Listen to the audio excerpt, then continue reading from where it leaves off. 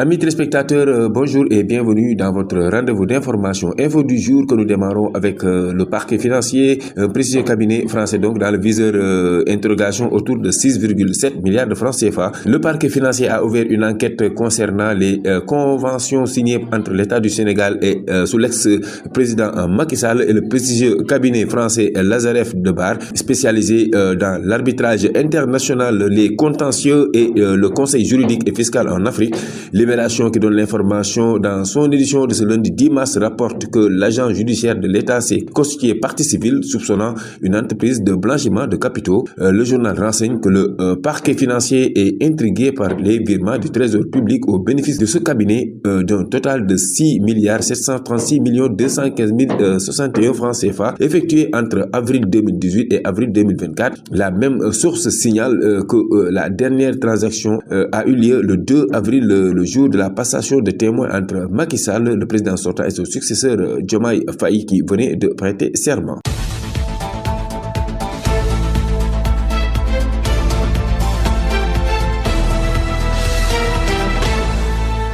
Et puis, mobilisation à Yoff, les jeunes réclament la libération de Tahirou Sarr.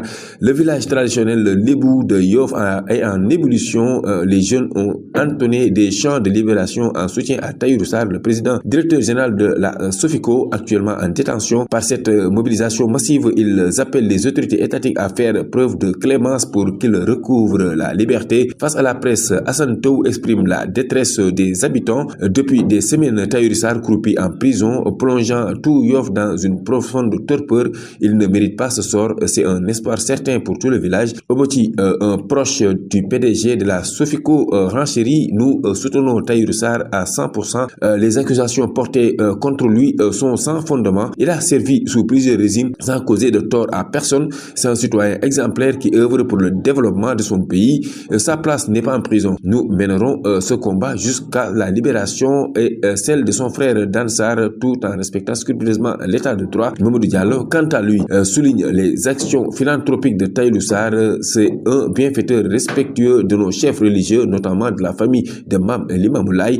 Il a choisi de vivre à Yoff malgré sa réussite pendant la pandémie de Covid-19. Il a secouru de nombreuses familles durant le Ramadan. Il a apporté également son soutien aux plus démunis. Il a permis à beaucoup de jeunes de renoncer à l'immigration clandestine en finançant des projets innovants et porteurs. Il est un véritable acteur de développement pour Yoff, offrant de l'emploi à des centaines de jeunes, notamment à travers la Sofico. Les habitants de Yoff semblent déterminés à faire entendre leur voix dans le calme et le respect des institutions pour obtenir la libération de celui qu'ils considèrent comme un pilier de leur communauté.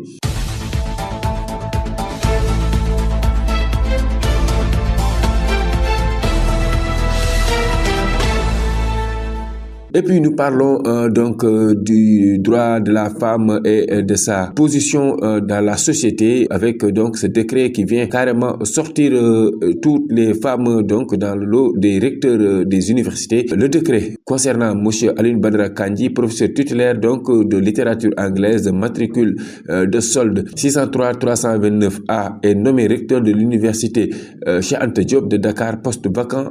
Cette nomination intervient le 5 mars 2025, à 3 jours de la journée internationale du droit des femmes, qui sonne donc coup de pied de nez au combat de la gente féminine. La décision est d'autant plus frappante que le poste vacant en question a été occupé pendant 6 mois par une femme, professeur Aminata Niane Diène, à titre intérimaire. Elle était candidate au fauteuil, mais au finish, le dossier de Kandji l'a emporté sur le sien. Cette fois-ci, le tandem Diomaye Sonko ne pourra pas être accusé de machisme comme c'était le cas après la formation du gouvernement. En vérité, cette nomination d'un homme à la place des femmes est la 4e du genre depuis l'introduction de l'appel à candidature pour ce poste de recteur dans les universités publiques. Ce mode de sélection semble ainsi exclure les femmes de la plus haute fonction de l'université. Avant janvier 2022, le Sénégal comptait 3 rectrices sur les 8 universités. Il s'agit de Ramatoulaye Diagne Meng à l'université Iba Der Thiam de Thiès, première femme nommée à ce poste en 2017. Ndeye Koumba Touré Kane à l'université El Hadji Ibrahima Niass du Sine Saloum et de Kodou Mar Diop à l'université Amadou Mahtar Mbow de Diamniadio. Tant que le chef de l'État avait l'habitude de choisir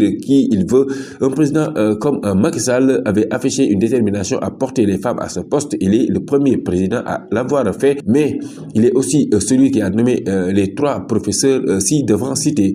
L'actuel pouvoir aussi a affiché cette volonté puisqu'au moment de choisir un intérimaire pour l'UCAD, il a opté pour Aminata Niang Diène, unique femme à l'époque sur les 3 vice-recteurs de l'université. Mais depuis que l'appel à candidature pour ce poste de recteur est entré en vigueur, les femmes ne cessent de s'éloigner du fauteuil.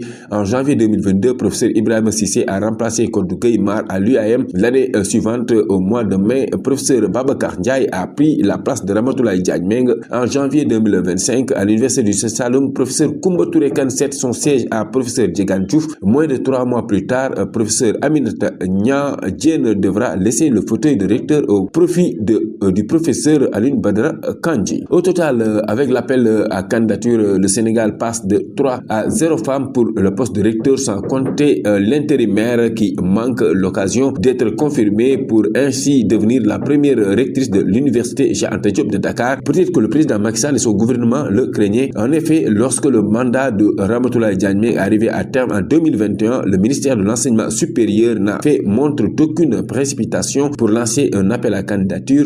Il a fallu la mobilisation énergique du syndicat autonome de l'enseignement supérieur, SAES, pour mettre la pression sur la tutelle. En dehors de la volonté donc des présidents, c'est peut-être le Sénégal qui n'est pas encore prêt, car selon les textes en vigueur, on ne dit pas rectrice, mais bien madame le recteur. Et au finish, le masculin a bien pris la totalité des sièges disponibles.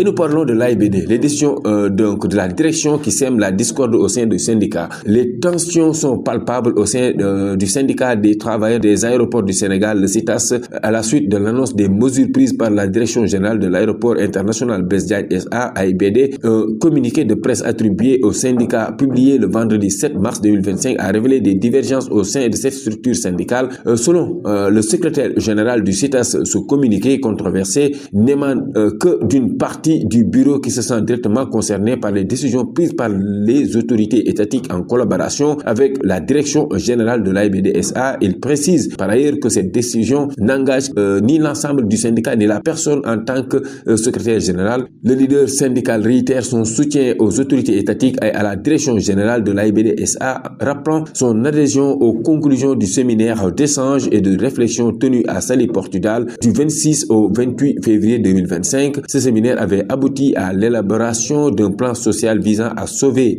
l'AIBD SA, institution actuellement en difficulté.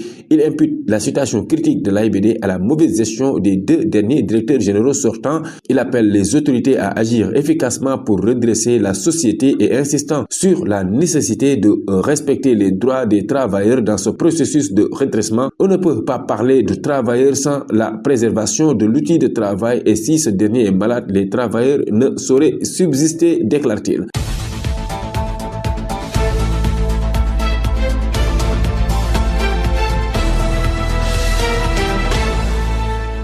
Voilà, amis téléspectateurs, ce qui m'est fait à ce rendez-vous d'information. Nous vous donnons rendez-vous demain pour d'autres informations. D'ici là, portez-vous bien. Au revoir.